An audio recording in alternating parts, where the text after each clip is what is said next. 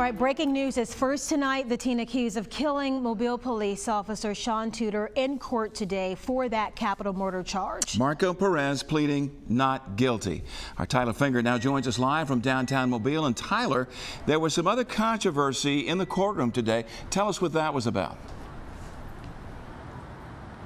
Yeah, there was. It all had to do with what Marco Perez was wearing. He had on his traditional Mobile County Jail uniform, but he also had on something else, another accessory, like he always does, handcuffs. But in this case, and take a look at the picture, the handcuffs were engraved with Officer Sean Tuder's name. The officer Perez is accused of killing. The defense attorneys weren't happy about the handcuffs, and within the last hour, the Mobile County Sheriff's Office says they will no longer be used. Besides that, during the hearing, Perez pleaded not guilty to the capital murder charge of killing a police officer. If convicted on that charge, he would face either life in prison without parole or the death penalty. But the DA's office is still figuring out what they're pushing for.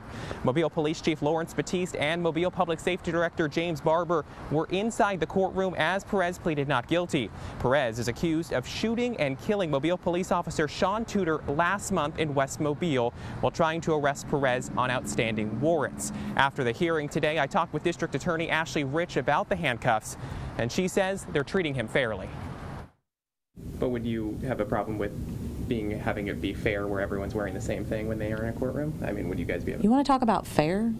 Okay, the defendant has all the rights here, and we will make sure that all of the defendant's rights are represented, and that will be fair.